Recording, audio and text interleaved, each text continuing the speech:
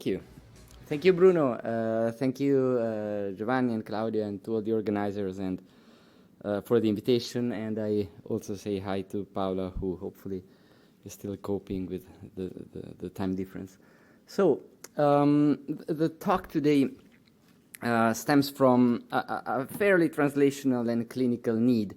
So we know that we can do better in curing myeloma. We know that treating myeloma early could be clinically beneficial. There have been studies, part from the Spanish group, part from the American group, giving us a proof of principle that early treatment may be beneficial for certainly disease-free survival, but also overall survival in at least in the most mature trials. Nevertheless, we always have the feeling that we may be treating people who don't deserve treatment, or we may not be treating people who do not deserve treatment, and that's because the risk stratification of smoldering myeloma is imperfect, and there have been many iterations of the IMW, and I know they work, but as Bruno pointed out in his presentation, there are a fraction of patients who are not, whose fate is not captured by these scores. So the question clearly is whether, and you can take this from many angles, of course, but my angle is whether a genomic-informed approach can give us a better ability to find out what's really indolent, asymptomatic, for a better prognostication, a better, of course, watch and wait strategy follow-up, and to personalize treatment decision. And of course, the spoiler here is that we don't have such answers yet from the genomic analysis, but that's what we're working towards. So genomics, of course, is more than what we've been doing in the previous decades. I mean, we've been knowing about NRAS, KRAS mutations in myeloma for decades. We've been knowing about translocations and copy number alterations for decades.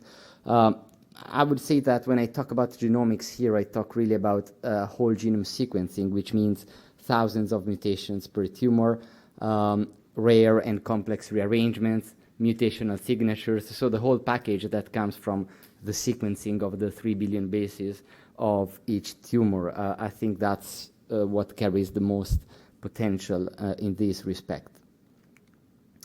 And using this technique of a whole genome sequencing, a few years ago, we described what was at the time an ultra-high-risk population with smoldering myeloma. So these people would be now categorized in the slim crab active myeloma category, but at the time they were indeed high risk. And these people progressed with, I would say, variable lag of time.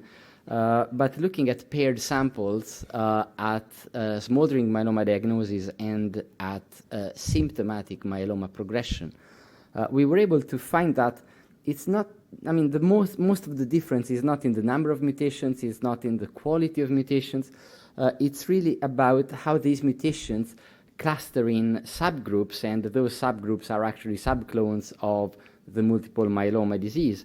So what you see in these plots, you have these shades of red, which basically point to clusters of cells or tumor subclones, if you want, and each subclone is positioned in the Cartesian space, I would say, relative to its frequency or its representation in the smoldering sample and in the active myeloma sample.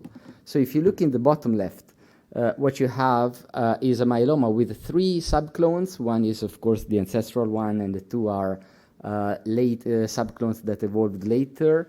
But they all are in line in the diagonal, and that means that their frequency was the same between smoldering myeloma and active myeloma diagnosis. So those were 2 clinically different diseases, categorized differently, yet from a genomic point of view, there was no difference in the genome of these tumors. And the cases that went from smoldering to aggressive symptomatic myeloma without changing their structure are cases that always evolved quite quickly. And you may wonder what changed in these cases, and the answer is either nothing changed, and then you have to accept the idea that those cases were genomically aggressive from the start, and they may as well be treated when you find out about them rather than wait for symptoms. Or, of course, immune surveillance would be the second hypothesis, or an alternative explanation, and therefore loss of immune surveillance would dictate progression. On the other hand, we have another subgroup of patients which nevertheless progressed to symptomatic disease with a discernible change in their subclonal structure. And you can see in the top right panel how some of the darker red shades are lost between smoldering and myeloma progression, and some others are acquired, some of them with clear driver mutations. So these are cases that, from a genomic point of view, are in fact indolent, or they clearly are different and do not contain the full genomic spectrum of alteration of an aggressive myeloma at diagnosis, and they acquire this spectrum over time. So those are bona fide indolent cases, and they, on average, take longer to progress. So this was quite interesting, but of course this does not answer the question, how can we use genomics to inform clinical decisions at time zero when we find out about the smoldering, because our experiment relied on the progression happening, and in retrospect we could then classify patients. So later, this paper from Irene Gabriel at the Dana-Farber came out, and that was very informative, because looking at hundreds now of smoldering myeloma patients at time zero, so at the time of smoldering myeloma diagnosis, what was found is that clustering progressive and non-progressive cases, it was found that the progressive cases were enriched for a number of features which were, and those that survived the multivariate analysis were p53 mutations, MYC rearrangements, and RAS pathway, I would say, mutations. So this is already something quite more useful that adds to our abilities to prognosticate, and of course, this genomic score did perform quite well, even outperforming clinical scores. So MYC especially, so we're trying to go from the most complex to the simplest examples here, and MYC translocations, especially MYC translocations to immunoglobulin loci, seem to have a very strong predictive power. So in our genomic studies on the left, we did find that at the time of smoldering myeloma progression, while recurrent immunoglobulin translocations like 1114 are always clonal, and of course they stay clonal, these are initiating events. MYC translocations, on the contrary, are most often subclonal events. And what we found is that within one single patient, there were multiple MYC translocations, which is a clear sign of convergent evolution and relevance of this event for disease evolution. So MYC translocations are most often subclonal, and they tend to increase in their frequency at progression, so that this study on the right from Misund et al. Did show actually 100% chance of progression at 2 years in people carrying immunoglobulin MYC translocation. So that's apparently a very strong predictive marker. So the next question we then asked is, do we still need to talk about MGUS? Do we still need to talk about smoldering as they were separate diseases, or can we just not use this powerful genomic analysis to lump together asymptomatic cases and distinguish them, of course, from active symptomatic myeloma, but also try to tease out among asymptomatic cases the ones that are more likely to progress and the ones that are not. And of course, we've been using MGUS and smoldering for decades, and we know that the distinction kind of works in the clinic, but we all have the occasional patients with a high burden smoldering that does not progress for years, and the MGUS patient that ends up progressing in 1 or 2 years from diagnosis. So by looking at asymptomatic cases together, regardless of their clinical classification, and performing, let's say, a supervised clustering between progressive and non-progressive cases, we found that MGUS and smoldering cases that were not progressive were very similar to each other, regardless of the percentage of plasma cell infiltration, which is the current diagnostic criteria.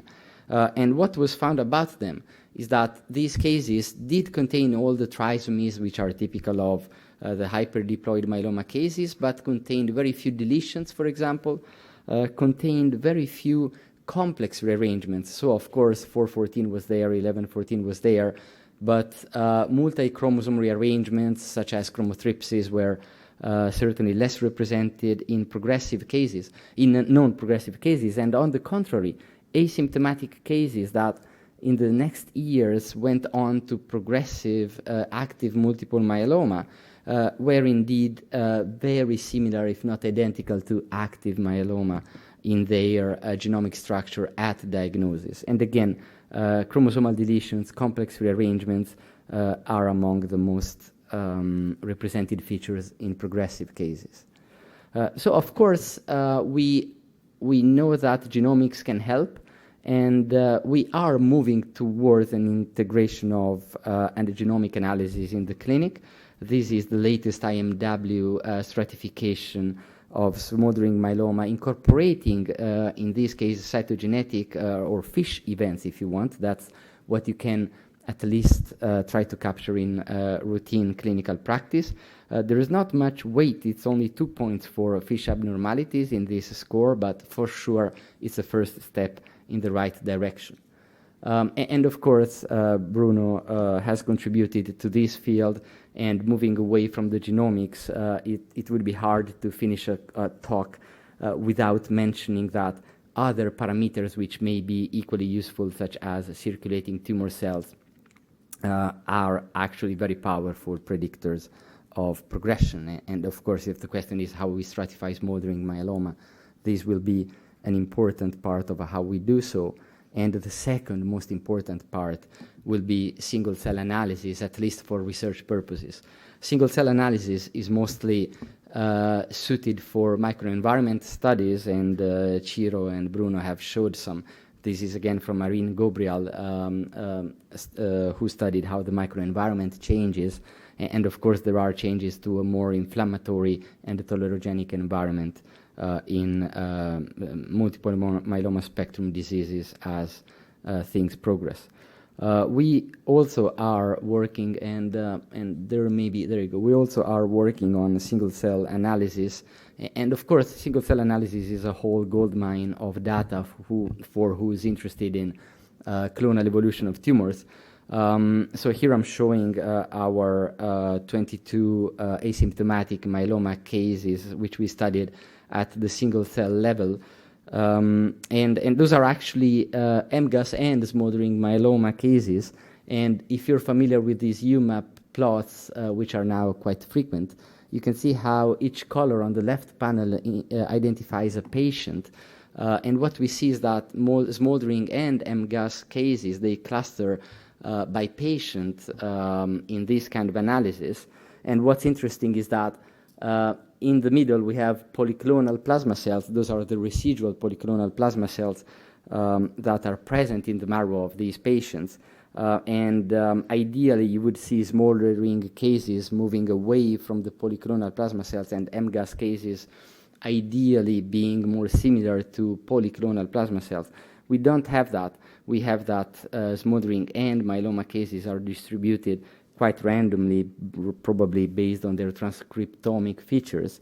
And polyclonal plasma cells, on the contrary, all the polyclonal cells from the patients are merged together in the middle, and you can see that in the right panel in the orange color. So it will be interesting to study what are the distinguishing features between the asymptomatic cases, but also what's up with the polyclonal plasma cells in these patients, and whether this has any correlation to progression. So to conclude, I think I'm among the people who believe that smoldering myeloma is a category that may disappear in the future. I like to say that we do have asymptomatic cases, for sure, that's clinically defined, and I would like to see a future where applying biology to these asymptomatic cases will tell us whether these cases that are asymptomatic today have any chance to progress in the future years, and whether these can help us making clinical decisions.